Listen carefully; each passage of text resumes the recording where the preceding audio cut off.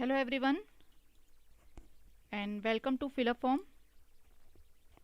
Fill up form में आप सभी का बहुत बहुत स्वागत है।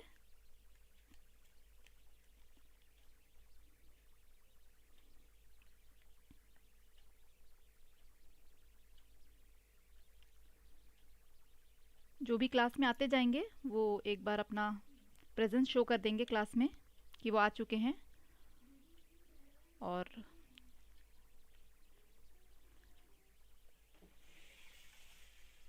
रूपाली जी गुड इवनिंग, प्रतीक्षा जी गुड इवनिंग। और आप लोग पंक्चुअल स्टूडेंट्स हैं, बिल्कुल टाइम से आ जाते हैं। अच्छा लगता है जब टाइम से आ जाते हैं बच्चे, लगता है हाँ हमारा कोई वेट कर रहा है।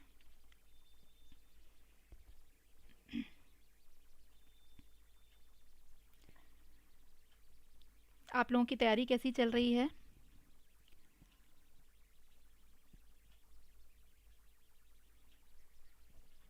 किस सब्जेक्ट में आपको लग रहा है कि ये डिफ़िकल्ट होगा, एग्ज़ाम में ये सब्जेक्ट हमारे लिए टफ हो जाएगा, ऐसा लगता है?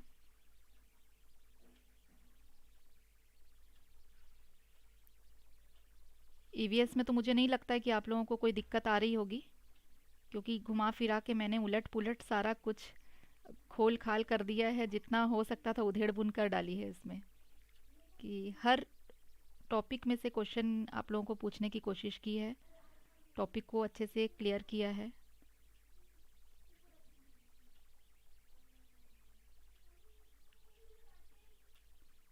थोड़ी देर वेट कर लेते हैं और भी स्टूडेंट्स के आने का, और फिर हम 6:05 तक अपनी क्लास चालू कर देंगे। 6:05 तक हमारी क्लास हम शुरू कर देंगे।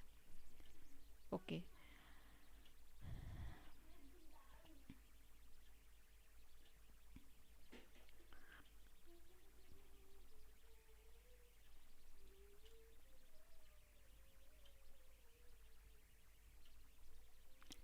Anjali ji very good evening and thank you so much ma'am, आपने कल नाइट्रोजन फिक्सेशन के बारे में बहुत अच्छे से समझाया था, मुझे बहुत अच्छे से समझ में आ गया। बट कल आप लाइव नहीं थी मेरे साथ, तो मुझे थोड़ा फील हो रहा था कि आपने पूछा था, बट आप हैं नहीं। मैं मिस तो कर रही थी आपको कल, क्योंकि आपने स्पेशली पूछा था। तो लेकिन अच्छा हुआ, देखिए इसी तरह से किसी भी टॉपिक के बारे में अगर आप लोगों को डाउट होता है तो आप पूछते हैं, तो वो मैं ऐड कर दूंगी। और अब नेक्स्ट वीक से जो है हमारी रिवीजन की क्लासेस शुरू हो जाएंगी, ठीक है ना? तो जो रिवीजन रहेगा उसमें आप बिल्कुल वो टॉपिक से रिलेटेड कुछ भी पूछना चाहते हैं तो वो पूछिए। उसको मैं आगे आने वाली जो क्लास रहेगी, अगर ज़्यादा डिस्क्राइब करने वाली चीज़ होगी तो नेक्स्ट क्लास में बताऊंगी। छोटी मोटी चीज़ें हैं डिस्कशन के लिए तो मैं साथ ही साथ आपको बताऊंगी। तो अ, अच्छा है कि आपको सब समझ में आ गया। ओके, इंटरनेट ख़त्म हो गया था। तो फिर तो कुछ नहीं कर सकते इसके लिए। बट चलिए, अच्छा हुआ आपने वीडियो देख लिया, यही तो खासियत है फिलअप फॉर्म में। देखिए आपको फ़ायदा यही है कि आप लाइव क्लास अटेंड कर सकते हैं, और अगर आपकी क्लास मिस हो जाती है तो एज वो वीडियो में कन्वर्ट हो जाता है, जिससे कि आपको काफ़ी आसानी हो जाएगी। तो आपकी समझ लीजिए कि कोई भी क्लास अगर लाइव में मिस होती है तो वीडियो आप दे सकते हैं, है ना? ज्योत्सना जी वेरी गुड इवनिंग। और बाकी और जो आ गए हैं लोग, वो भी अपना अपना प्रेजेंट शो करें तो मुझे पता चलेगा कि हाँ कौन कौन हमारे साथ जुड़े हुए हैं। और बिल्कुल अपना जो भी आपको डाउट हो रहा है, जिस भी टॉपिक में आपको लग रहा है, सिर्फ एक मैथमेटिक्स आपका बस बचा हुआ है, जो मैं और भी कुछ क्वेश्चंस एक्चुअली खोज रही हूँ उस तरह के। जैसे एक ही टाइप के जो क्वेश्चंस हैं उनको मैं अभी जमा कर रही हूँ, तो आपको बताऊंगी, तो उससे रिलेटेड और जो क्वेश्चंस होंगे वो आप घर पे ट्राई करते रहिएगा। एक या दो मैं बताऊंगी, और उन्हीं के तरह के और जो क्वेश्चंस होंगे उनको आप घर पे सॉल्व करते रहिएगा, ठीक है? तो दो या तीन तरह के मैथ्स में क्वेश्चन आते हैं। एक एवरेज से रिलेटेड आता है, एक डिस्टेंस से रिलेटेड, टाइम से रिलेटेड, इस तरह के क्वेश्चंस आते हैं, ठीक है ना? तो ये बेसिकली ये दो क्वेश्चन तीन क्वेश्चन हर क्वेश्चन पेपर में आपको देखने को मिलेगा, और लगभग वही क्वेश्चन रिपीटेड ही हैं। तो वो मैं थोड़ा सा भी सर्च कर रही हूँ कि कुछ अच्छे क्वेश्चंस मिल जाएं, तो मैं आप लोगों की प्रैक्टिस उसके लिए कराऊंगी। तो वो एक दिन में आई थिंक आप लोगों का हो जाएगा।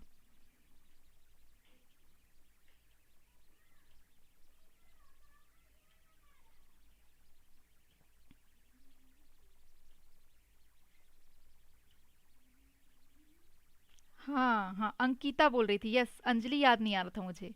यस। हाँ, अंकिता बोल रही थी। बिल्कुल सही बोला आपने।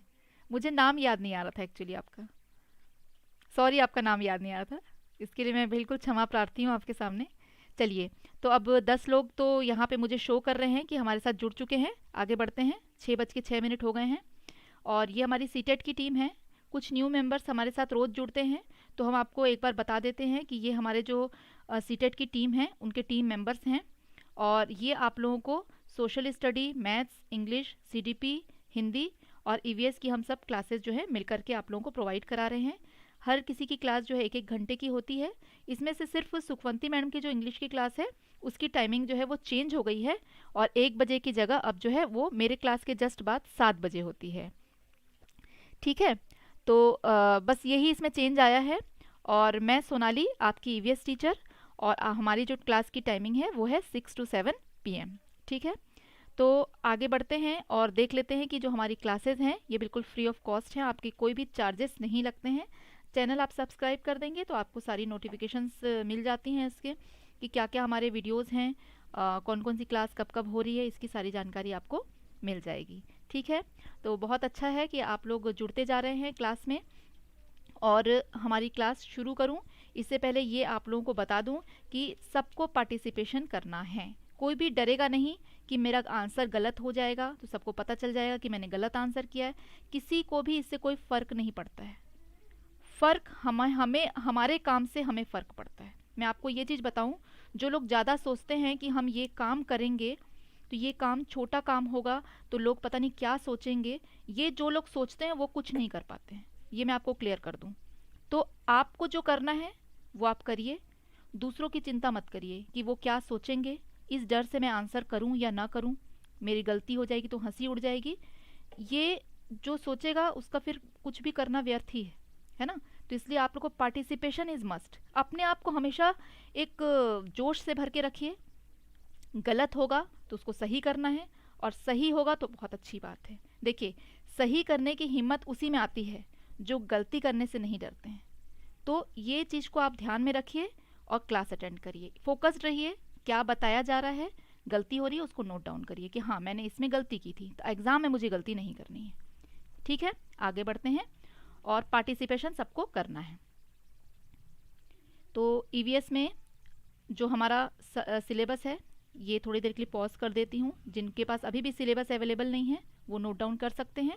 और हमारी जो टोटल 6 थीम्स हैं वो यहाँ शो हो रही हैं, और फर्स्ट थीम की जो ये सब थीम्स हैं ये आपको दिख रही हैं। ठीक है, ये तो क्लियर है आप लोगों को।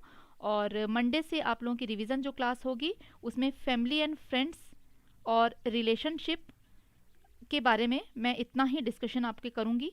और नेक्स्ट जो क्लास होगी, sorry, family and friends, relationship and work and play, ये सारा एक साथ ही होगा एक ही क्लास में।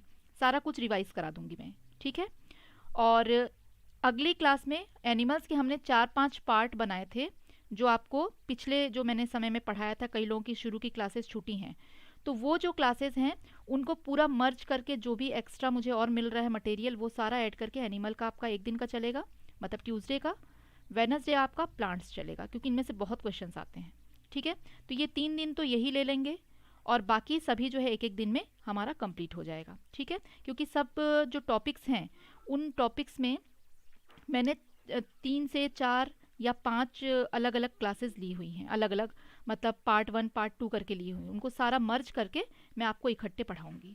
तो नेक्स्ट वीक की जो क्लासेस है वो बहुत इंपॉर्टेंट है, तो बिल्कुल भी मिस मत करिएगा। ठीक है, आगे बढ़ते हैं। फर्स्ट क्वेश्चन है, which of the following is the key measure to reduce the number of diarrhoea cases. Diarrhoea के मामले की संख्या को कम करने के लिए निम्नलिखित में से कौन सा प्रमुख उपाय है। इम्प्रूव सैनिटाइजेशन, बेहतर स्वच्छता, फूड हाइजीन, खान पान की स्वच्छता, सेफ ड्रिंकिंग वाटर, सुरक्षित पेयजल, ऑल ऑफ ऊपर के सभी। फटाफट आंसर देना शुरू कर दीजिए।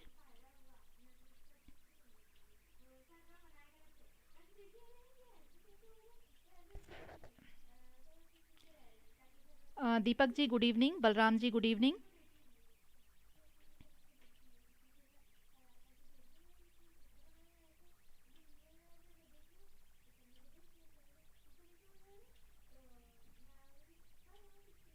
माही जी very good evening.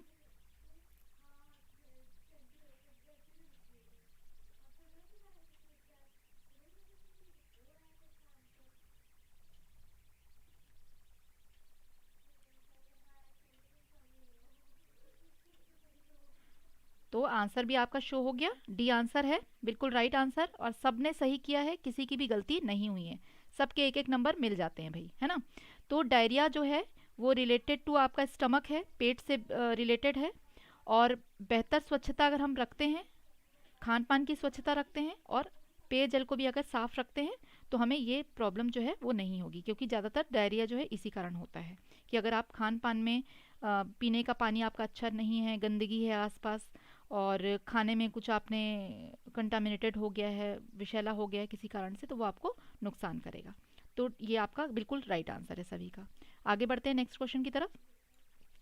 Hepatitis A is a type of, क्या टाइप है ये? वाटर बॉर्न डिजीज है, जल जनित रोग है, एयर बॉर्न डिजीज है, वायु जनित रोग है, फूड कंटामिनेशन है, फूड मतलब भोजन का संदूषण है, या बोथ ए एंड सी, दोनों ए और C. Give your answers fast.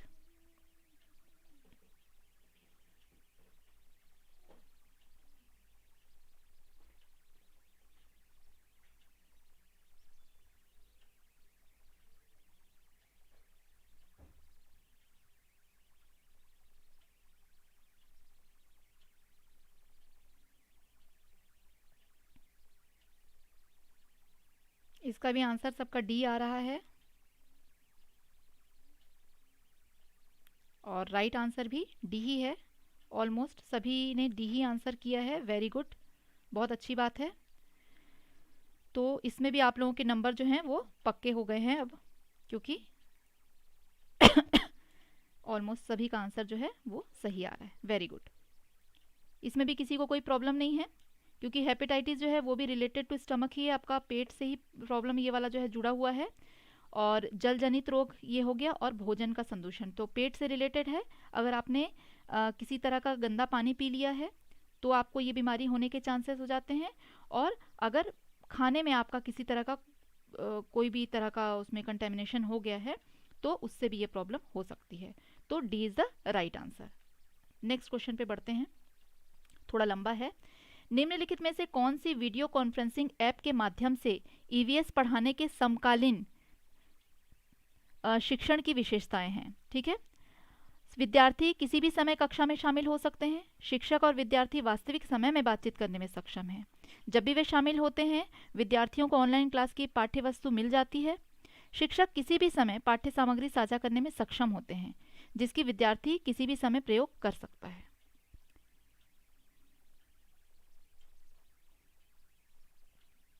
इसमें एक मेजर चीज है, उसको आप ध्यान दीजिएगा, आपको आंसर मिल जाएगा।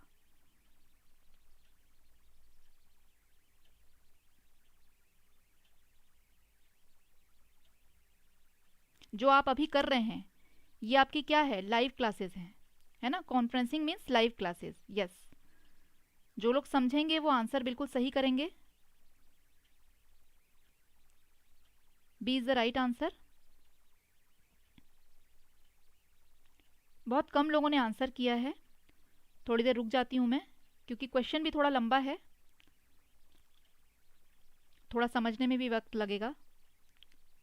ये अभी के समय के हिसाब से ये क्वेश्चन जो है ये बनाया गया है कि वीडियो कॉन्फ्रेंसिंग ऐप मतलब ये जो लाइव हम कर रहे हैं, है ना, या तो जूम के थ्रू हो सकता है, मीट के थ्रू हो सकता है, और अभी जैसे आप यूट्यूब के थ्रू लाइव क्लासेस कर रहे हैं। तो आजकल बहुत सारे तरीके आ गए हैं जो है लाइव क्लासेस के। जब कोरोना के टाइम पे स्कूल बंद हो गया था तो ये जो लाइव क्लासेस हैं इन्होंने ही क्या किया था, पूरे स्कूल को एक तरह से थाम रखा था कि हमारे बच्चों के जो है क्लासेस मिस ना हो, है ना। तो पूरा दारोमदार इसी पे आ गया था कि गूगल मीट होगी या जूम के थ्रू क्लासेस होगी। तो बच्चे क्या थे, शिक्षक और विद्यार्थी वास्तविक समय में बातचीत करने में सक्षम थे, मतलब उनकी लाइव क्लासेस होती थी। जिस समय पे अभी आप कर रहे हैं ये भी वही चीज़ है कि शिक्षक और विद्यार्थी एक ही समय पे उपस्थित हैं। इसका फ़ायदा क्या होता है, अगर आपको किसी तरह का कोई डाउट है तो आप तुरंत टीचर से पूछ सकते हैं, आपको तुरंत उसका सोल्यूशन मिल जाता है। सबसे बड़ा इसका फ़ायदा है। वीडियो में दिक्कत ये होती है कि वीडियो को भेजा जा रहा है, फिर वो बच्चे तक जब पहुंच रहा है तो पहुंच रहा है, कितने बच्चे उसको देख पा रहे हैं ये शिक्षक को पता नहीं चल पाता। लेकिन जो लाइव होती है उसमें टीचर को भी एक रिकॉर्ड रहता है कि कितने बच्चे जो हैं रेगुलर क्लास अटेंड कर रहे हैं। तो इससे क्या होता है कि क्लास में उन्हें भी ये पता चलता है कि कितने बच्चे जो हैं रेगुलर हैं, ऑन द टाइम वो हैं, क्या वो कर रहे हैं, इसका अनुमान एक टीचर लगा सकती है। जैसे अभी मैं भी यहाँ पे अनुमान लगा लेती हूँ कि आप किस तरह से जो तैयारी है वो कर रहे हैं, कौन ज़्यादा एफिशिएंटली काम कर रहा है, कौन बिल्कुल टाइम से पहुँच जा रहा है। जैसे आज शाहीन जी का अभी तक गुड इवनिंग नहीं आया, तो मैं मिस कर रही हूँ कि हाँ शाहीन जी अभी तक नहीं आई हैं। तो ये चीज़ें होती हैं कि जो रेगुलर स्टूडेंट होते हैं उनके बारे में एक टीचर को हमेशा ध्यान में रहता है। जैसे एक दिन माही जी नहीं आई थी तो पूरा क्लास में बिल्कुल हल्ला हो गया कि आज माही जी नहीं आई हैं। क्यों? क्योंकि वो रेगुलर स्टूडेंट हैं, तो उनका उनके ऊपर जो ध्यान है वो सिर्फ टीचर का ही नहीं, बच्चों का भी जाता है। तो रेगुलर होना कितना ज़रूरी है, और इससे पता चल जाता है कि आपकी तैयारी कैसी चल रही है। जो रेगुलर स्टूडेंट हैं वो आप देखेंगे कि आंसर भी वो जल्दी कर रहे हैं और उनके आंसर भी ज़रूर सही हो रहे हैं, है ना। तो क्लियर हो रहा है सभी का। अब आगे बढ़ते हैं।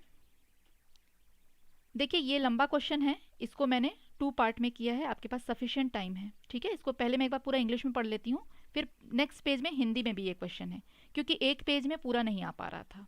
तो Rita drives an EVS teacher, मतलब एक ईवीएस टीचर हैं, while teaching the theme food asked the student of class 5th to conduct a survey of different food preservation method in the neighboring houses. The most appropriate objective of the survey would be, क्या होगा?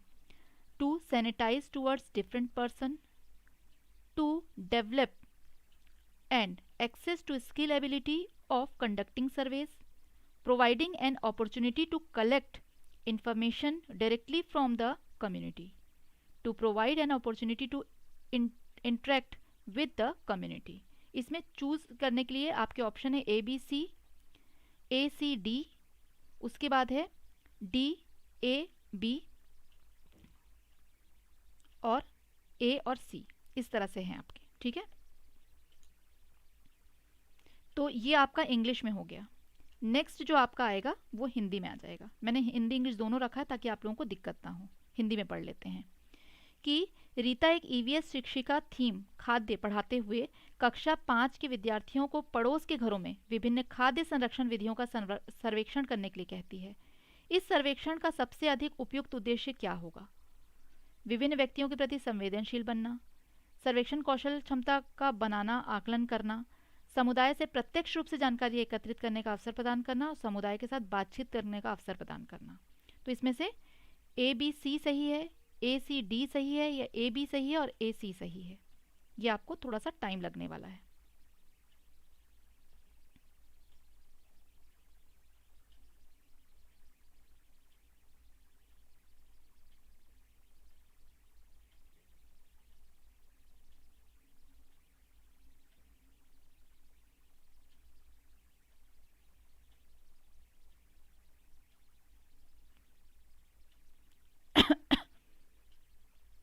Dilip ji good evening.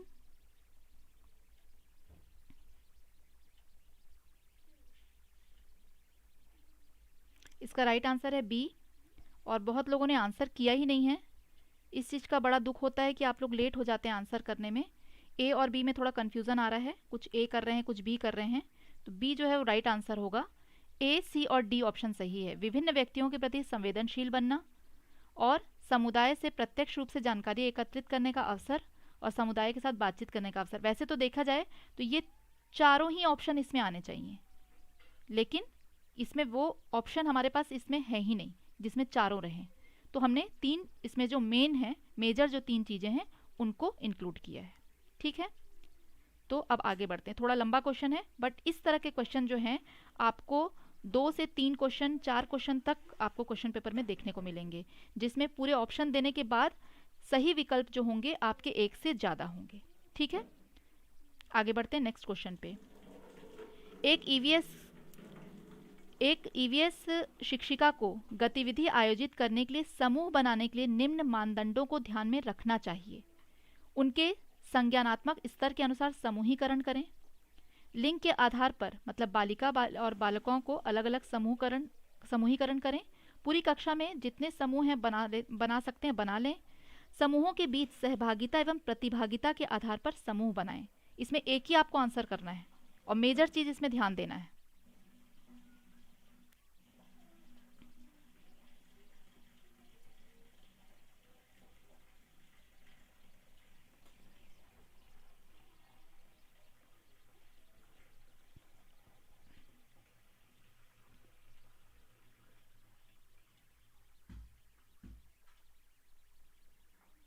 ध्यान से पढ़ेंगे question.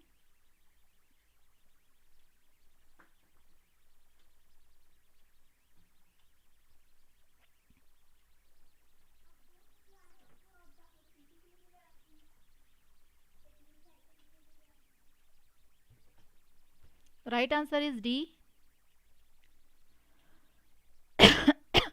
इसमें ए आए बहुत लोगों के आंसर, कंफ्यूजन हो रहा है, और कुछ लोगों के डी आए हैं, है ना, ज़्यादातर लोगों के ए आए हैं। तो इसको भी मैं थोड़ा क्लियर कर देती हूँ कि देखिए, जब हम एक ग्रुप बनाते हैं तो ग्रुप में हमको एक चीज़ इसमें ध्यान देने के लिए कहा गया, क्योंकि इसमें हमको एक ही ऑप्शन चुनना है। तो ग्रुप में हम ये देखेंगे, हमें ये पता होता है कि कौन जो है क्लास में ज़्यादा प्रतिभाशाली बच्चे हैं। तो जब हम ग्रुप बनाते हैं ना, तो सबसे पहली चीज़ हमको ये देखनी होती है कि मान लीजिए एक क्लास में 40 बच्चे हैं और हमने 40 बच्चों को जो है ग्रुप्स में बांट दिया है, ठीक है। उनको 8 ग्रुप में बांटा है जिसमें 5-5 बच्चे हैं, ठीक है। अब इस तरह से क्या हुआ, ग्रुप बन गए 8 और उसमें हर में 5-5 बच्चे हैं। लेकिन अगर वो 5 बच्चे किसी एक ग्रुप में, मान लेते हैं ग्रुप ए जो है उसमें के जो 5 बच्चे हैं वो पांचों बच्चे उसमें प्रतिभाशाली ही चले जाएंगे, तो ऑब्वियस है कि वो टीम जीत जाएगी।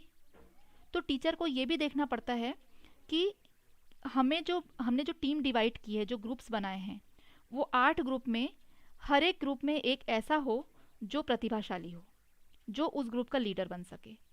उसके बाद कुछ क्लास में जो होते हैं थोड़ी उनकी बुद्धि प्रतिभाशाली से थोड़ी कम होती है, वो नॉर्मल स्टूडेंट्स, एवरेज स्टूडेंट्स में आते हैं, ज़्यादातर एवरेज स्टूडेंट होते हैं क्लास में, उनको फिर डिवाइड किया जाएगा। और जो थोड़े से कमज़ोर बच्चे, कमज़ोर वर्ग के जो बच्चे होते हैं, उनको फिर डाला जाता है ना। तो इस तरह से करने से क्या होता है, कोई एक टीम जो है वो दूसरी टीम पर भारी नहीं पड़ती है, बल्कि सभी टीम में एक बराबर तालमेल होता है, और तभी कोई ग्रुप में आप कंपटीशन कराते हैं तो उसमें मज़ा आता है। नहीं तो फिर क्या होगा, हमें पता है कि भाई ग्रुप ए जो है उसमें सारे मेधावी बच्चे हैं तो वो टीम जीत जाएगी, तो उसमें पहले से ही डिसीजन हो जाता है कि यही टीम जीत जाएगी, तो देखने का मज़ा नहीं आता है। तो इस तरह से समूहों के बीच सहभागिता एवं प्रतिभागिता के आधार पर समूह बनाना पड़ता है कि कौन किस तरह से सहभागिता करेगा और प्रतिभागिता करेगा। उसके आधार पे एक टीचर का ये काम होता है कि वो सही मानदंड जो है उनको ध्यान में रखे, उनका जो मतलब चूज वो करें, तो इस तरह से करें, ठीक है। अभी क्लियर हुआ दीपक जी को जो मैं बता रही थी?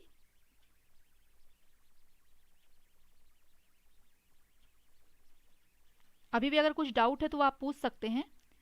देखिए, लिंग के आधार पे तो बिल्कुल नहीं करना चाहिए कि भाई लड़कियों को अलग कर दिया, लड़कों को, ये तो अगर आप कोएड एजुकेशन ले रहे हैं, को एजुकेशन में अगर हैं आप, तो ये काम बिल्कुल नहीं, मिक्स करके करना चाहिए, है ना। और जितने चाहे समूह उतने समूह बना लिए, ये भी सही नहीं है। और संज्ञानात्मक ज्ञान के अनुसार समूहीकरण करना वो भी सही नहीं है। बच्चों के बीच में आपको देखना है कि कौन किसके साथ तालमेल अच्छा बिठा सकता है, क्योंकि जो मैंने आपको बताया कि एक ही टीम जो है भारी पड़ जाएगी। हाँ, माही जी कह रही हैं बीएड में भी होता है, ये आप लोग क्लास अटेंड करते होंगे तो आप लोगों की भी टीम डिवाइड। अब क्या होता है, कुछ बच्चे खेल में बहुत अच्छे होते हैं, जैसे आप स्कूल में देखते होंगे हाउसेस बटे होते हैं, ये एक और अच्छा एग्जाम्पल आपको बताती हूँ। तो हाउसेस में क्या होते हैं, मोस्टली 4 हाउस होते हैं, रेड, ब्लू, ग्रीन और येलो। तो ये जो हाउसेस होते हैं, इनको भी जब बांटा जाता है तो कई बार जो है टीचर्स क्या करते हैं, ये देखते हैं कि कहीं रेड हाउस जो है वो ज़्यादा ऐसे ना हो जाए कि उसमें ज़्यादा अच्छे अच्छे बच्चे हो जाएं, तो वो भी छांटते हैं कि भाई स्पोर्ट्स में हैं तो कुछ बच्चे स्पोर्ट्स वाले उधर टीम में भी जाएं अच्छे, कुछ कल्चरल वाले इस टीम में हैं तो उस टीम में भी जाएं। तो ये चीज़ें हम देखनी पड़ती हैं, ठीक है। आगे बढ़ते हैं। ओके, तो आ गया है दीपक जी का। प्राथमिक स्तर पर ईवीएस के पाठ्य चर्या की प्रकृति कैसी होती है? समावेशी, प्रासंगिक थीम पर आधारित, एकीकृत और अनुभवात्मक, प्रासंगिक, अनुशासनात्मक एवं पर्यावरणीय दृष्टिकोण का अनुसरण करता है, एकल विषय, वैश्विक से लेकर स्थानीय, समावेशी। ठीक है, तो 6 का आंसर थोड़ा सा डिफिकल्ट आप लोगों को लग सकता है, बट मैंने कई बार बताया है इसके बारे में, थोड़ा ध्यान देंगे तो आप समझ सकते हैं कि EVS eight primary level is the nature of curriculum, इसका कैसा है, पाठ्यचर्या कैसी है, मैं रोज बताती हूँ इसके बारे में।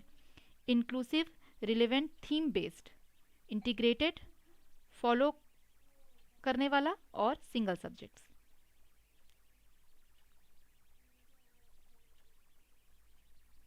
देखने में सभी सही लग रहे हैं, बस इसमें जो आपकी सिलेबस की बात की जा रही है उसकी बात हो रही है। ध्यान दीजिए, पाठ्यचर्या कैरिकुलम आपका सिलेबस की बात हो रही है।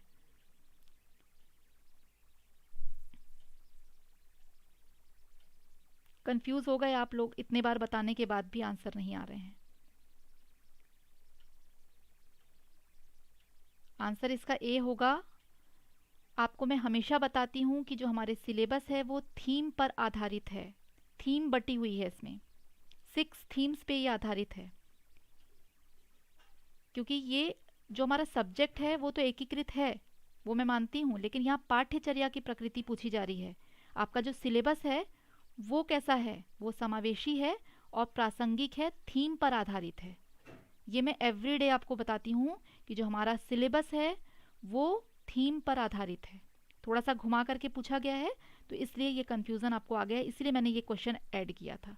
देखिए, एक ही क्वेश्चन बार बार रिपीट हो रहा है, लेकिन उसका पूछने का ढंग थोड़ा थोड़ा अलग है। ठीक है ना, समझ रहे हैं आप लोग?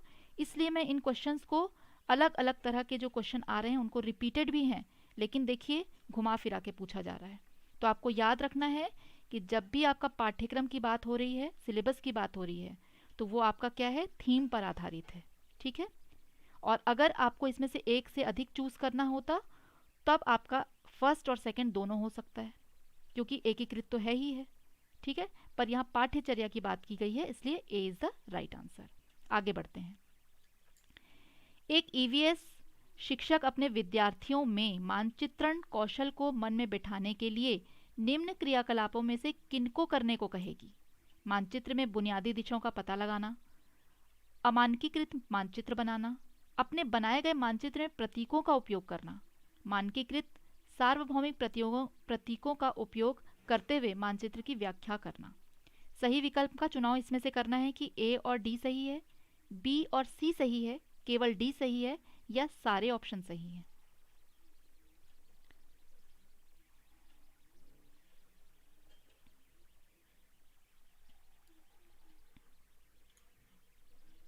बहुत इजी है इसका आंसर भी।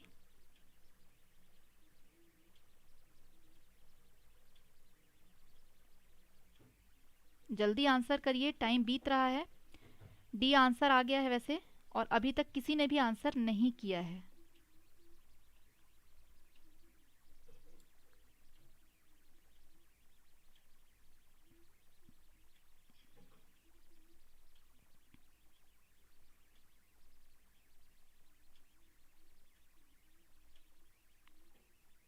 आंसर काफ़ी लेट आ रहे हैं आप लोगों के, क्या हो गया भाई? स्क्रीन पे आंसर आने के बाद आप लोग आंसर कर रहे हैं, काफ़ी टाइम मिलने के बाद भी लेट आंसर आ रहे हैं, ऐसा क्यों? थोड़ा लंबा क्वेश्चन है इसलिए दिक्कत हो रही होगी, लेकिन इसमें देखिए सारी चारों ऑप्शन को दे दिया गया है, तो चारों ही सही है। क्योंकि मानचित्र में सबसे पहली चीज़ आपको देखा जाता है कि अगर इनमें से किसी एक को चुनना अगर होता, अगर ये चारों वाले ऑप्शन हमारे पास नहीं होते, तो हमारा ए ऑप्शन सही होता कि मानचित्र में बुनियादी दिशाओं का पता लगाना। सबसे पहले वो क्या करते हैं? मानचित्र में दिशाओं का पता लगाया जाता है ना? और इसमें जो है ये चारों ऑप्शन सही हैं। ओके, नेट प्रॉब्लम आ रहा है। हाँ, नेटवर्क का हो सकता है इशू, थोड़ा स्लो रहता है तो मुझे लेट भी मैसेजेस मिलते हैं। इट्स ओके, ठीक है। तो ये जो डी है इसमें मतलब ये चारों चीज़ें ही ज़रूरी होती हैं कि बच्चों को पहले तो दिशाओं का पता चलेगा। अमानकीकृत मानचित्र बनाना मतलब वो क्या करेंगे? कोई स्टैंडर्ड उसका नहीं रहेगा, है ना? वो अपने हिसाब से एक, अपने हाथों से एक मानचित्र बनाएंगे नॉर्मल। उसमें वो समझेंगे कि भाई उत्तर दिशा कौन सी है, दक्षिण कौन सी है, सबसे पहले उनको यही सिखाया जाता है मानचित्र में। और उसके बाद जो वो मानचित्र उन्होंने तैयार किया है उसमें क्या करेंगे? प्रतीक का यूज़ करेंगे। बच्चों को किस तरह से सिखाया जाता है? जैसे रेल लाइन है तो उनमें दो लाइनें खींची जाती हैं, उन पे पटरियों जैसा बनाया जाता है तो उनको रेल लाइन का समझ में आता है। नदियाँ बनाई जाती हैं। फिर कलर्स का यूज़ किया जाता है कि आप डीप ब्लू यूज़ करोगे तो गहरे पानी के लिए यूज़ करोगे, लाइट ब्लू यूज़ करोगे तो जो गहरा पानी नहीं है, मतलब हल्के उथले पानी का आप बता रहे हो, ग्रीन है तो वहाँ फॉरेस्ट है। तो ये सारी चीज़ें जो नॉर्मली बताई जाती हैं, छोटी छोटी चीज़ें, ये छोटे क्लासों में सिखाई जाती हैं। और लास्ट जो है मानकीकृत सार्वभौमिक प्रतीकों का उपयोग करते हुए मानचित्र की व्याख्या करना। और फिर जो है एक टीचर का काम क्या रहेगा, वो लास्ट में एक अच्छा मानचित्र लेंगी और उसमें दिखाएंगी कि किस तरह से क्या क्या होता है। तो इससे बच्चों को सारी चीज़ें क्लियर हो जाती हैं। तो लास्ट ऑप्शन जो हमारा है ए, बी, सी और डी, ये सारा इसमें डी आंसर जो है वो सही हो जाएगा। आगे बढ़ते हैं नेक्स्ट क्वेश्चन पे। एक ईवीएस की शिक्षिका चाहती है कि उसके विद्यार्थी पानी की बर्बादी करने वाले लोगों की विभिन्न दैनिक गतिविधियों और व्यवहारों का पता लगाए। निम्न में से कौन सी रणनीति इन उद्देश्यों की पूर्ति के लिए सबसे उपयुक्त है? जल से संबंधित वित्त चित्र और फिल्में, एक नाले पानी की जहाँ से निकासी होती है उसका भ्रमण करना, पड़ोस के परिवारों के साथ बातचीत करना, या फिर लास्ट ऑप्शन है प्रतिदिन एक परिवार द्वारा उपयोग किए गए पानी की मात्रा का अनुमान लगाना।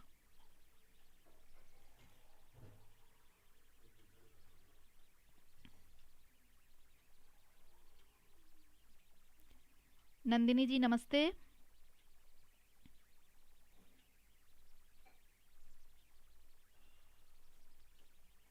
थोड़े लेट आंसर आ रहे हैं आप लोगों के, कोशिश करिए थोड़ा जल्दी आंसर करने के, वैसे क्वेश्चन भी लंबे हैं थोड़े।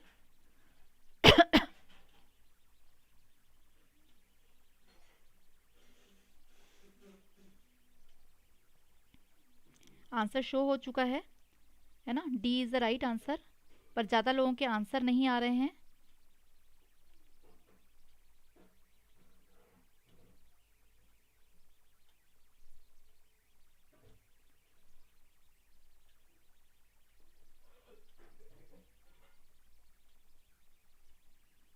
इसमें भी मिक्स आंसर आ रहे हैं और कुछ लोगों ने ए भी किया है।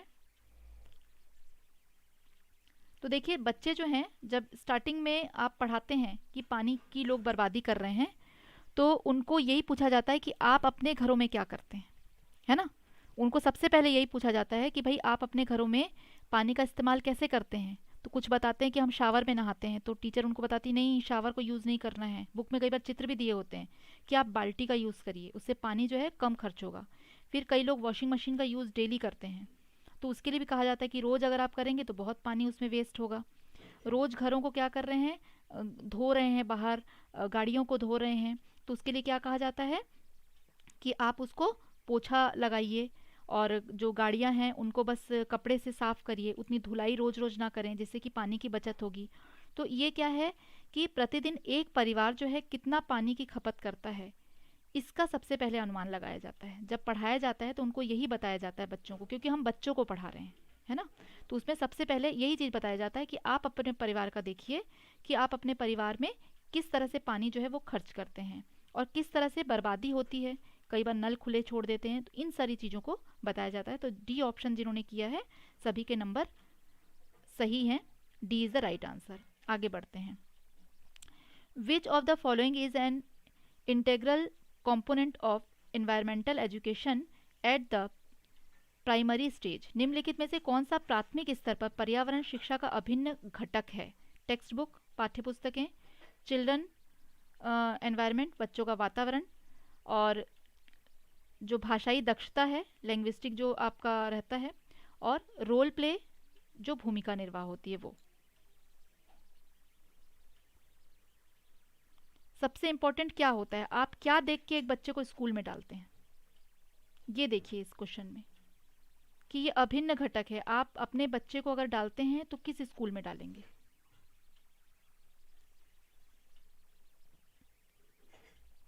बहुत इजी है,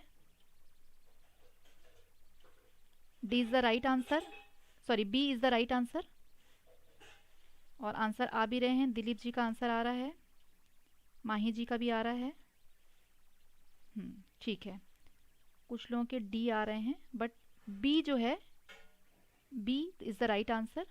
बच्चों का वातावरण, चिल्ड्रंस एनवायरनमेंट। हम सबसे पहले क्या देखते हैं, एनवायरनमेंट देखते हैं कि वो जो स्कूल है वहाँ का एनवायरनमेंट कैसा है, वहाँ किस तरह की लोकेलिटी से बच्चे आ रहे हैं, सबसे पहले ये देखा जाता है। और आजकल साथ साथ ये भी देखा जाता है कि वहाँ इंग्लिश कैसी है। जो खासकर हिंदी मीडियम से पढ़ रहे हैं वो इस चीज़ को बहुत अच्छे से फेस कर रहे हैं लाइफ में कि उन्होंने क्या खोया है। तो वो अगर माता पिता हिंदी मीडियम से हैं तो वो अपने बच्चों का वातावरण कैसा खोजेंगे, जहाँ इंग्लिश मीडियम हो और बच्चे फ्लुएंट इंग्लिश बोल सकें। क्योंकि अपने जो सपने हैं वो बच्चों में पूरा करना चाहते हैं। तो सबसे पहले हम क्या देखते हैं कि स्कूल का वातावरण कैसा है, वहाँ के टीचर किस तरह के हैं, कहाँ से बच्चे आ रहे हैं और किस तरह की वहाँ पढ़ाई हो रही है। तो पहली चीज़ यही होती है। तो B is the right answer, और ऑलमोस्ट सभी ने आंसर भी राइट किया है। एक ईवीएस शिक्षिका एक चर्चा के दौरान बताती है कि राजस्थान के गांवों के लोग स्थानीय रूप से उपलब्ध सामग्री से अपना घर बनाते हैं, जबकि मुंबई जैसे शहरों में लोग सीमेंट, ईंट, कांच और टाइल्स जैसी सामग्री खरीदकर घर बनाते हैं। इस चर्चा के आकलन के लिए सीखने का प्रतिफल क्या है? क्या सीखने को मिल रहा है? अवलोकन और रिकॉर्डिंग, विश्लेषण, प्रयोग, तुलना करना और विश्लेषण करना। मतलब observation and recording, analysis, experiment, compare and analysis. बहुत इजी है, ध्यान से देखेंगे समझ में आ जाएगा।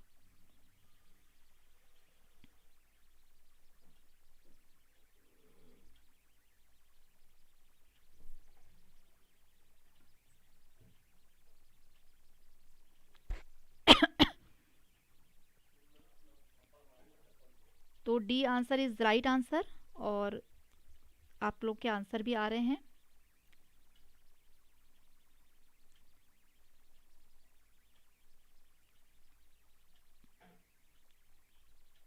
देखिए डी जो है वो राइट आंसर कैसे हो रहा है, क्योंकि यहाँ पे तुलना की जा रही है। किससे तुलना की जा रही है? मुंबई के शहरों की और राजस्थान के गांवों की। यही तो बताया गया ना क्वेश्चन में, क्या लिखा है देखिए, राजस्थान के गांवों के लोग स्थानीय रूप से जो उपलब्ध सामग्री है उससे अपना घर बनाते हैं, और मुंबई के जो लोग हैं वो सीमेंट, कांच, ईंट, टाइल्स ये सब चीज़ें बनाते हैं लेकर के। तो इसमें सबसे पहले क्या की जा रही है? तुलना की जा रही है। तो ये जो हम तुलना कर रहे हैं इसमें क्या हो रहा है? सबसे पहली चीज़ तुलना, और दूसरा फिर उसके बारे में विश्लेषण किया जाएगा, क्योंकि चर्चा हो रही है। तो कौन मतलब चर्चा में क्या होगा कि भाई ये सामग्री लगती है, तो कौन सा घर जो है वो ज़्यादा सुंदर दिखेगा और कौन सा घर जो है ज़्यादा टिकाऊ होगा। इस तरह की आगे क्या होगी? चर्चा होगी इसमें। तो तुलना और विश्लेषण, ये दोनों चीज़ें इसमें आ जाती हैं। ठीक है, आगे बढ़ते हैं नेक्स्ट क्वेश्चन पे।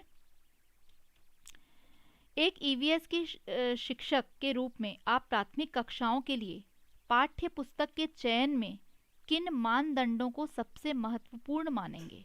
कौन से मानदंड पाठ्य पुस्तक के चयन में होने चाहिए? पाठ्य पुस्तक में लिंग, जाति, धर्म से संबंधित रूढ़िवादिता नहीं होनी चाहिए। पाठ्य पुस्तक में भाषा मानक होनी चाहिए। पाठ्य पुस्तक की कीमत कम और वह पतली होनी चाहिए। पाठ्य पुस्तक सचित्र और आकर्षक होनी चाहिए। ए और डी, बी और सी, ए और सी, बी और डी, सिर्फ दो ऑप्शन इसमें से आपको चुनने हैं जो ज़्यादा नज़दीक होंगे आंसर के।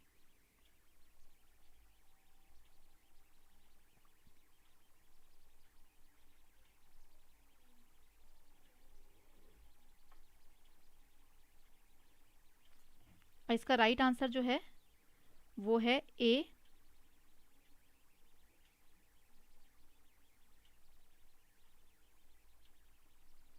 माही जी का, दिलीप जी का राइट आंसर आने लगा, वेरी गुड। अंजलि जी का भी राइट है आंसर।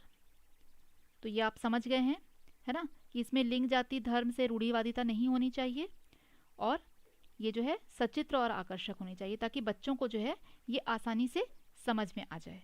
ठीक है, क्लियर हो गया ये? तो इसका राइट आंसर लगभग सभी ने राइट ही आंसर किया है इसमें। ये इजी भी था क्वेश्चन, समझने में दिक्कत नहीं आई होगी आप लोगों को। ये सब आपके पेडागोजिकल क्वेश्चन हैं, थोड़े लंबे ही होते हैं ये, और थोड़े से घुमावदार कर दिए जाते हैं।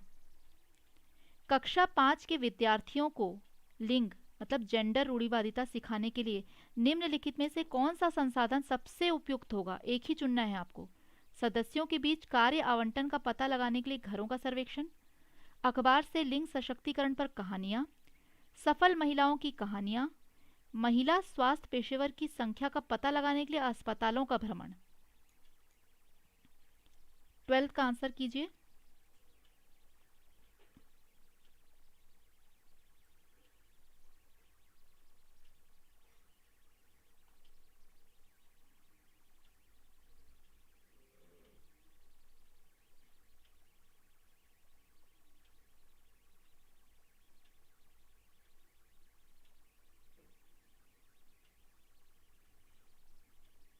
शानवी जी का आंसर आ गया सबसे पहले, A is the right answer. और सबसे पहले इनका आंसर भी आ गया, ज्योत्सना जी का भी आ गया।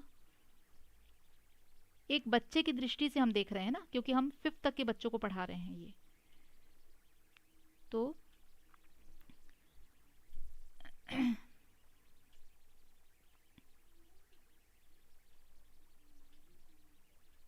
इसमें ए और सी में थोड़ा सा कंफ्यूजन आ रहा है, ठीक है कोई बात नहीं। तो ए जो है वो राइट आंसर है। देखिए जो छोटे बच्चे होते हैं उनको हम कैसे बताते हैं कि जो एक समझाया जा रहा है कि किस तरह से लोग जो हैं रूढ़िवादिता से ग्रस्त हैं, बच्चे ऐसे नहीं समझेंगे। तो उनको बताया जाता है कि देखिए आपके घरों के जो सदस्य हैं उनके कार्य को किस तरह से बांटा गया है। माता जी आपकी क्या करती हैं, तो वो घर में खाना बनाती हैं। पिताजी क्या करते हैं, ऑफिस जाते हैं। अगर कोई दीदी हैं तो वो भी घर में किचन में हेल्प करती हैं, लेकिन भाई जो है वो हेल्प नहीं करता। मतलब इस तरह से उनको बताया जाता है कि सदस्यों के बीच में किस तरह से कार्य को बांटा गया है।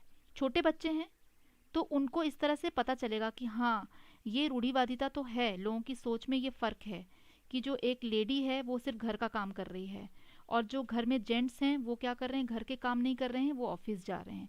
तो इस तरह से वो अभी छोटे हैं तो वो इस तरह की चीज़ों को समझ सकते हैं।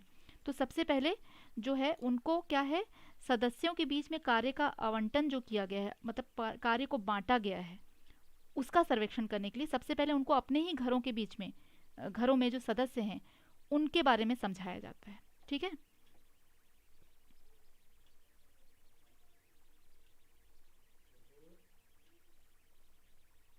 हाँ कोई बात नहीं अंजलि जी, अगर आपने ये सब नहीं पढ़ा है तो ये जो चीज़ें आप पढ़ेंगे साथ साथ मैं इसलिए एक्सप्लेन कर रही हूँ।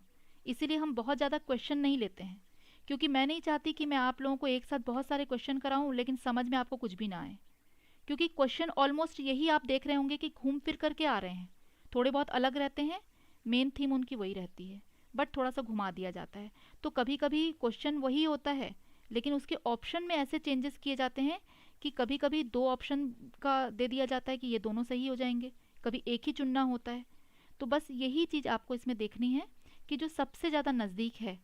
अब इसमें क्या है कि अगर दो ऑप्शन चुनने की कही जाती बात, तो हमारा पहला और तीसरा ऑप्शन पर हम चुनते कि हाँ, सदस्यों के बीच कार्य आवंटन का पता लगाने के लिए सर्वेक्षण करना और सफल महिलाओं की कहानियाँ, तो ए और सी दोनों ही सटीक हो जाते। लेकिन हम लोग को आंसर के जो नज़दीक है उसको चुनना है, तो A is the right answer. आगे बढ़ते हैं।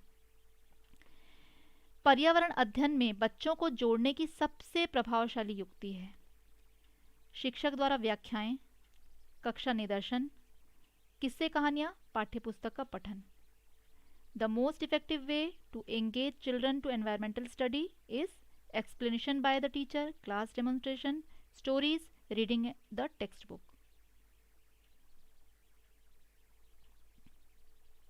बहुत बार आपको ये भी बताया गया है, बहुत इजी है, फटाफट आंसर करिए।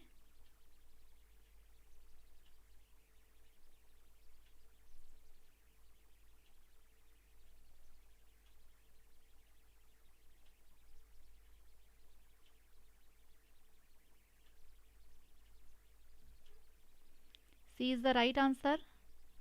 और दिलीप जी का भी आ गया। और इसमें थोड़ा ए और सी में कंफ्यूजन दिख रहा है, कुछ लोग ए कर रहे हैं कुछ लोग सी कर रहे हैं, but C is the right answer. देखिए व्याख्याएं जो हैं वो बच्चे नहीं सुनेंगे, मैंने आपको बताया था कि किसी भी तरह की परिभाषाएं व्याख्या आप करेंगे तो वो छोटे बच्चे हैं वो नहीं सुनेंगे। उनको हम किस तरह से बांधे रख सकते हैं, उनको किस्से कहानियों द्वारा, छोटी छोटी कहानियाँ, उनको कुछ एग्जाम्पल्स, ये उनको बताना पड़ेगा, तब वो जुड़ेंगे उस चीज़ से। और किस्से कहानियाँ जो हम बताते हैं, स्टोरी टेलिंग, ये क्यों होती है, ये उनकी कल्पनाशीलता को बढ़ाती है, उनके सोचने की क्षमता को बढ़ाती है। क्योंकि बच्चे बहुत कल्पनाशील होते हैं, हमें तो जो पता चल गया हम उसके आगे कल्पना नहीं करेंगे, भाई ये हो नहीं सकता। लेकिन बच्चे जो हैं ऐसा नहीं, उनको पता नहीं है बहुत सारी चीज़ें, तो वो बहुत सारी चीज़ों की कल्पना कर सकते हैं। तो किस्से कहानियाँ जो हैं सबसे अच्छा माध्यम होता है कि बच्चों को आप जब क्लास में, आप किसी भी क्लास में जाएंगे, एकदम से अगर आप क्लास में पढ़ाना शुरू कर देंगे तो उनको बोरियत फील होने लगेगी। तो छोटी छोटी चीज़ों से, उनके कुछ प्रीवियस नॉलेज से हम स्टार्ट करते हैं। आपने बीएड में भी पढ़ा होगा ये चीज़ कि प्रीवियस नॉलेज से स्टार्ट करते हैं क्लास को। जैसे हमको मान लीजिए फूड चैप्टर पढ़ाना है, तो हम जाते ही साथ भाई किताबें खोलो और पढ़ाना चालू कर दिया, नहीं। उनसे हम कैसे बात कर सकते हैं कि भाई आपको खाने में क्या क्या चीज़ें अच्छी लगती हैं, इस तरह से उनसे हम कुछ नॉलेज गेन करते हैं। और कई बच्चे बताएंगे कि हमको पिज़्ज़ा अच्छा लगता है, बर्गर अच्छा लगता है, तो हम बताएंगे कि नहीं भाई फास्ट फूड तो नुकसान करेगा। तो कौन कौन बच्चे दाल पीते हैं, तो छोटे बच्चे हैं, तो जो नहीं भी पीते हैं ना वो भी झूठ मूठ बोलेंगे, मैडम हम पीते हैं। क्यों? क्योंकि उनको एक गुड बॉय या गुड गर्ल कहलाना है क्लास में। तो ये उनसे क्या होते हैं, जुड़ते हैं उन चीज़ों से। और फिर हम बताएंगे कि जो दाल पीते हैं उनकी हड्डियां मजबूत होती हैं, तो सारे बच्चे तब चिल्लाएंगे कि मैडम, अगर वो नहीं भी पीते हैं तो भी बोलेंगे हम दाल पीते हैं, हम हरी सब्जियां खाते हैं, झूठ मूठ भी बोलेंगे। तो वो क्या होते हैं, एंगेज होते हैं कहानी से, उदाहरण से, ये चीज़ों से उनको इंटरेस्ट आता है। फिर हम चैप्टर शुरू करते हैं। तो किस्से कहानियाँ जो हैं वो एक इम्पॉर्टेंट रोल प्ले करते हैं क्लास में। नेक्स्ट क्वेश्चन है, निम्नलिखित में से कौन सा एक पर्यावरण अध्ययन के संबंध में सच नहीं है? नेगेटिव क्वेश्चन है, ध्यान दीजिएगा। पर्यावरण अध्ययन बच्चों को अपने परिवेश को खोजने का अवसर देता है। पर्यावरण अध्ययन वर्णनों और परिभाषाओं पर बल देता है। पर्यावरण अध्ययन की प्रकृति एकीकृत है। पर्यावरण अध्ययन बाल केंद्रित अध्ययन है। बहुत इजी है, कई बार बताया है मैंने आप लोगों को। इसका आंसर तो बिल्कुल सही आना चाहिए।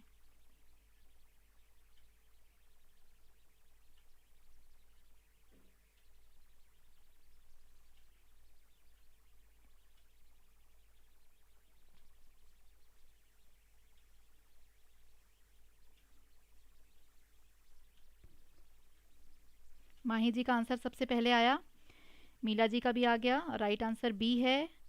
इन्होंने दोनों ने सही आंसर किया है। मीला जी, प्रतीक्षा जी का भी आंसर सही है, वेरी गुड। शानवी जी का आंसर भी सही है। दीपक जी, ऑलमोस्ट लगभग सबका सही ही आएगा मुझे लगता है, वेरी गुड। आंसर तो अब शो हो रहा है स्क्रीन पर। अभी तक किसी ने गलत आंसर नहीं किया है, ये बहुत अच्छी बात है, सबने सही आंसर किया है। तो ये चीज़ परिभाषाएं जहाँ भी आ जाती हैं तो वो आपका नेगेटिव पॉइंट हो जाता है ना। बच्चे कभी भी व्याख्यान, आख्यान और ये परिभाषाओं पर नहीं टिक सकते क्लास में, उनको अच्छा नहीं लगेगा। तो आगे बढ़ते हैं नेक्स्ट क्वेश्चन पे। पर्यावरण अध्ययन में संकल्पनाओं और मुद्दों को विज्ञान और सामाजिक विज्ञान विषय के रूप में नहीं रखा गया है, क्योंकि यह शिक्षण अधिगम की एक अच्छी युक्ति है। यह पाठ्यक्रम के भार को कम करने के लिए है। सीबीएसई के द्वारा पर्यावरण अध्ययन के पाठ्यक्रम को इसी प्रकार से संबंधित किया गया है। इस आयु वर्ग के बच्चे अपने परिवेश को समग्र रूप में देखते हैं। बहुत इजी क्वेश्चन है, कई बार मैंने कराया है इसको भी। 15 का आंसर करेंगे फटाफट, ये भी सबका सही आएगा।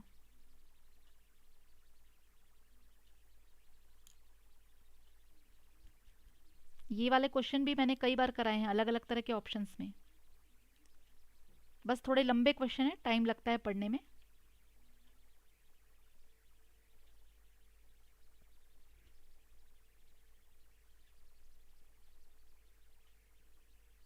माही जी का आंसर जल्दी आ गया, आज एनर्जी ड्रिंक लेके आई हैं माही जी। और ज्योति जी का आंसर है, अंजलि जी, मीला जी। डी और बी में थोड़ा कंफ्यूजन है, एक दो लोगों को बी भी आंसर कर रहे हैं, but D is the right answer. ठीक है, तो जिन्होंने डी आंसर किया है ये बिल्कुल सही होगा। इस आयु वर्ग के बच्चे जो है अपने परिवेश को समग्र रूप में देखते हैं। ठीक है, मतलब हर चीज़ें इनके लिए एक बराबर हैं और सारी चीज़ों को ये देख रहे हैं। तो इसमें जो है समग्र रूप जो है मैंने पहले भी कराया हुआ है, ये समग्र रूप को आपको ध्यान रखना है कि वो सारी चीज़ों को एक साथ ही देखते हैं। इसीलिए एकीकृत, उनको अभी डिवाइड नहीं किया गया, वो अलग से नहीं समझ सकेंगे कि ये आपका बायोलॉजी का टर्म है, ये आपका फिज़िक्स का टर्म्स है, ये आपका सिविक्स का टर्म्स है, वो ऐसे अलग अलग नहीं समझ सकते हैं। इसलिए क्या कर दिया गया है, उनको एक होल में एकीकृत कर दिया गया है, क्योंकि बच्चे अभी उसी तरह से उस चीज़ को समझ सकते हैं। जैसे ही वो बड़े होंगे तो उनका क्या हो जाएगा, जो सिलेबस है वो डिवाइड हो जाएगा। कैसे डिवाइड हो जाएगा, साइंस अलग हो जाएगा, एसएसटी अलग हो जाएगा। थोड़े और बड़े होंगे तो उसमें साइंस के पार्ट भी अलग अलग वो पढ़ेंगे कि बायोलॉजी अलग है, फिजिक्स अलग है, केमिस्ट्री अलग है। तो इस तरह से जब स्टार्ट करते हैं तो वो सरल होता है, और सरल से वो कहाँ की ओर जाते हैं, जटिल की ओर जाते हैं। कभी भी जटिल से सरल की ओर नहीं जाएंगे, क्योंकि छोटे बच्चे हैं। तो तो आप छोटे बच्चे को हमेशा सरलता से कोई चीज़ सिखाएंगे और धीरे धीरे वो कहाँ चले जाएंगे, जटिलता की ओर जाएंगे। ठीक है, तो ये भी एक क्वेश्चन आता है, ये भी ऐड मुझे करना है। तो आपका जो सिलेबस रहेगा, बच्चों को जो अधिगम का जो तरीका है, वो हमेशा आप ध्यान रखिएगा कि सरल से जटिल की ओर जाता है। ये भी एक क्वेश्चन मैंने देखा था, तो ये आप ध्यान में रखिएगा। ठीक है, तो इसका राइट आंसर जो है वो है D. Various pattern means design on animals skin due to hair on their skin, due to climate in which they live, indicate their physical strength, due to reflected light. पशुओं की त्वचा पर विभिन्न pattern या डिजाइन बने होते हैं उनकी त्वचा पर बालों के कारण, उस जलवायु के कारण जिसमें वे रहते हैं, उनकी शारीरिक शक्ति को इंगित करते हैं, परावर्ती प्रकाश के कारण होते हैं। बहुत ही इजी क्वेश्चन है।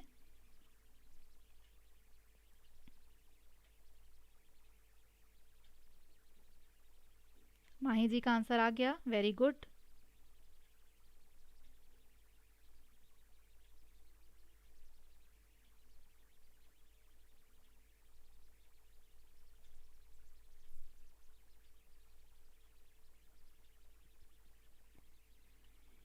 ऑलमोस्ट ए आ रहे हैं आंसर। शानवी जी का बी आया है।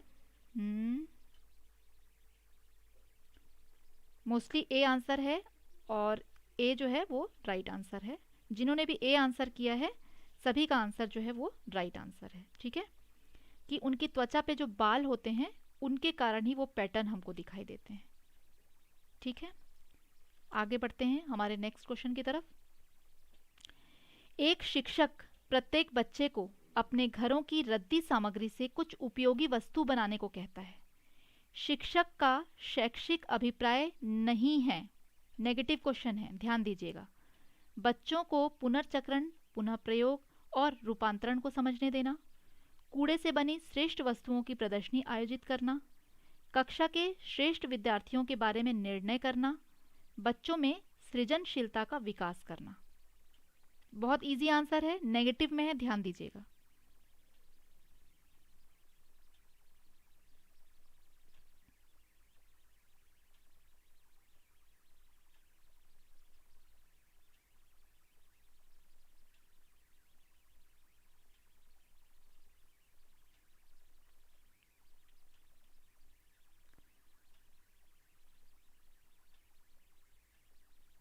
दिलीप जी का आंसर आ गया, वेरी गुड, सी। सी, और बहुत इजी था ये, है ना, तो आंसर तो सही आना ही था। C is the right answer, very good. तो आपके आंसर जो हैं वो बिल्कुल सही है, C is the right answer, कि कक्षा के श्रेष्ठ विद्यार्थियों के बारे में निर्णय करना। ये उसका अभिप्राय नहीं है, बल्कि उसका अभिप्राय क्या है, अभिप्राय ये है कि बच्चे जो हैं वो पुनर्चक्रण करें, रीयूज करें किसी चीज़ का, है ना, उस चीज़ को समझें कि एक खराब चीज़ से अच्छी चीज़ कैसे बन सकती है, कूड़े से बनी श्रेष्ठ वस्तुओं की प्रदर्शनी आयोजित करना, एग्जीबिशन लगाना, और बच्चों में सृजनशीलता का विकास करना। क्लियर हो गया, सभी का आंसर सही भी है, कोई डाउट भी लग नहीं रहा है कि किसी को होगा। ठीक है, आगे बढ़ते हैं नेक्स्ट क्वेश्चन की तरफ। घटपर्णी पौधा मीन्स नेपेंथिस कीड़े मकोड़े को आकर्षित करने के लिए उच्च तारत्व की ध्वनियां निकालता है। उसका मुंह छोटी छोटी कटियों से ढका होता है, मतलब कांटों से। भारत में नहीं पाया जाता है और मेंढकों, कीड़े मकोड़ों और चूहों को चालाकी से फंसाकर खा जाता है। बहुत इजी आंसर है इसका भी, प्लांट वाले सेक्शन में मैंने पढ़ाया हुआ है आपको। जल्दी आंसर आना चाहिए सबका।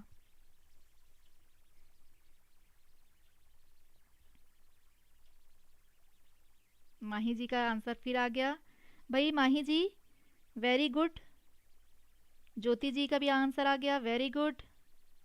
दीपक जी का भी आ गया,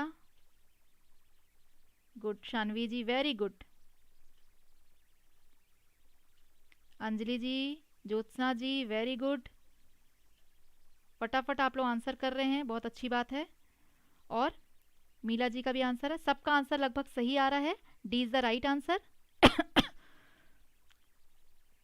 प्रतीक्षा जी का भी आंसर सही है। तो मेंढकों, कीड़ों मकोड़ों को, चूहों को चालाकी से फंसाकर खा जाता है। ये कभी भी कोई आवाज़ नहीं निकालता है, इसलिए पहला वाला पॉइंट गलत हो जाएगा। इसमें कोई कांटे नहीं लगे होते हैं, ढका नहीं होता है कांटों से, ये भी गलत पॉइंट है।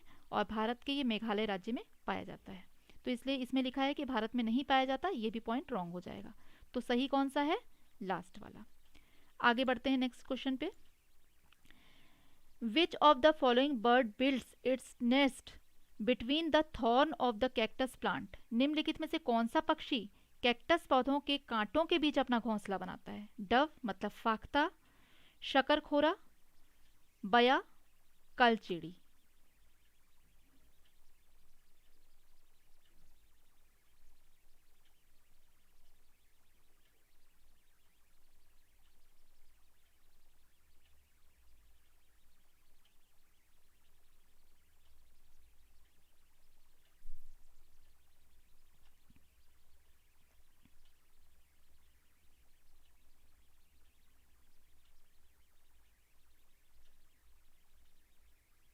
नाइनटीन का ए आंसर आया है दिलीप जी का। बाकी लोग भी आंसर करिए।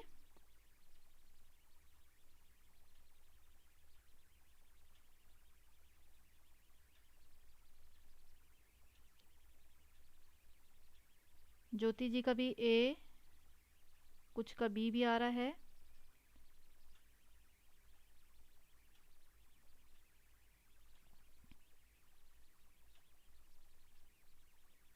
तो ए और बी में थोड़ा सा कंफ्यूजन आ रहा है ना? तो इसका जो राइट आंसर है वो ए होगा। डव जो कांटों के, कैक्टस के जो पौधे हैं उनके कांटों के बीच में अपना घोंसला बनाती है। ठीक है। और सबसे नीचे वाली जो चिड़िया है कलचिड़ी, इसके बारे में भी थोड़ा बता दूं, इससे भी रिलेटेड क्वेश्चन आते हैं। कलचिड़ी अपना घोंसला जो है ये पत्थरों के बीच में बनाती है, ये भी ध्यान रखिएगा। एक ये क्वेश्चन भी था कि पत्थरों के बीच में अपना घोंसला कौन सी चिड़िया बनाती है, तो ये कलचिड़ी वाली, ये क्वेश्चन आ चुका है। तो ये दोनों क्वेश्चन आपको ध्यान में रखना है कि कांटों के बीच में जो है वो फाख्ता मतलब डव बनाती है, और कलचिड़ी जो है ये पत्थरों के बीच में अपना घोंसला बनाती है। ठीक है। तो एक ही क्वेश्चन में आपके ये दो क्वेश्चन हो जाते हैं। कहीं नोट डाउन आप लोग कर रहे हैं तो उसमें ज़रूर लिख लीजिए, इसको लिख के रखिए कि जो कलचिड़ी है ये पत्थरों के बीच में अपना घोंसला बनाती है। और कितने लोगों ने अभी तक लाइक नहीं किया है वो बताएं।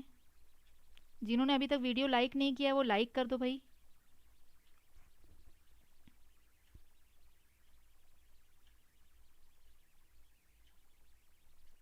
और लास्ट क्वेश्चन अब देख लेते हैं हमारा। अर्थवॉर्म रेस्पर्स थ्रू इट्स, केंचुआ अपने खालिस्तान द्वारा श्वसन करता है। लंग्स मतलब फेफड़े, आइस मतलब आंख, स्किन मतलब त्वचा, और गिल्स।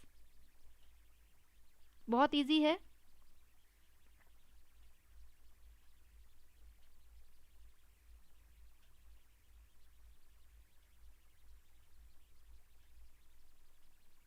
इसको भी मैंने कई बार आप लोगों को बताया है।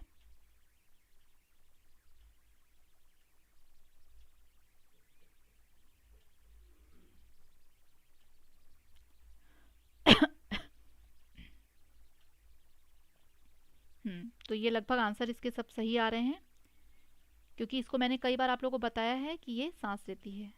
ठीक है। ठीक है। तो ये जैसे केंचुआ जो है ये वाला, हाँ ये वाला तो सबका सही आंसर, ऑलमोस्ट सबने सही दिए हैं, किसी को कोई कंफ्यूजन नहीं है इसमें। तो जो इसके पहले वाला क्वेश्चन था उसको आप लोगों ने नोट डाउन कर लिया है ना, कि जो कलचिड़ी है वो पत्थरों पर बनाती है, और डव जो है वो कांटों के बीच में, कैक्टस के जो कांटे होते हैं उनके बीच में बनाती है। ठीक है। तो ये आज का जो क्लास है हमारा अब कंप्लीट हो गया, और अब हम मंडे को मिलेंगे। कल संडे है, कल की छुट्टी है, तो हम मंडे को सीधे मिलेंगे। सब लोग लाइक ज़रूर करके जाएंगे क्लास में, थोड़ा सा मुझे मोटिवेशन मिलता है। आजकल लाइक बहुत कम आ रहे हैं, पता नहीं क्लास बच्चों को अच्छी नहीं लग रही है, लग रहा है। इतनी मेहनत हम कर रहे हैं, तो थोड़ा लाइक कर दीजिए। और ज्योत्सना जी के 17 मार्क्स हैं, अच्छे नंबर हैं। और बाकी लोग भी अपने नंबर बताएं, थोड़ा नंबर आप लोगों के देख लें। हाँ बिल्कुल नोट कर लीजिए, क्योंकि जो जो मुझे ध्यान आ जाता है पढ़ाते पढ़ाते फिर मैं आप लोगों को इससे साथ साथ बताती हूँ।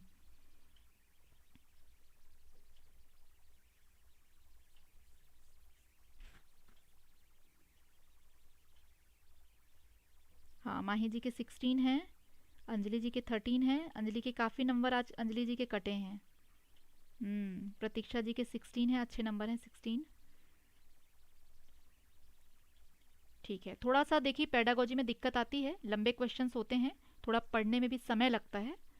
और इतना समय नहीं होता है क्योंकि अगली आपकी क्लास जो अब इंग्लिश की क्लास होगी, मैं ज़्यादा और टाइम नहीं लूँगी, नहीं तो फिर आपकी इंग्लिश की क्लास मिस हो जाएगी, ठीक है ना। तो जो नए बच्चे हैं वो फटाफट सब्सक्राइब करेंगे चैनल को, वीडियो में और प्लेलिस्ट में जा करके हमारी क्लासेस जो हैं वो देख सकते हैं। जिन्होंने टेलीग्राम ग्रुप ज्वाइन नहीं किया है वो वीडियो के डिस्क्रिप्शन पे जाएंगे तो उनको लिंक मिल जाएगा, तो वो टेलीग्राम ग्रुप में आ सकते हैं। ठीक है, तो आज की हमारी क्लास यहीं तक थी और हम मिलते हैं अब मंडे, हमारी रिवीजन की क्लास होगी, तो आप सभी को आना है और हमारी जो टाइमिंग है वो 6 to 7 PM की है। Thank you all of you and good night, goodbye, और तैयारी अच्छे से करते रहिए।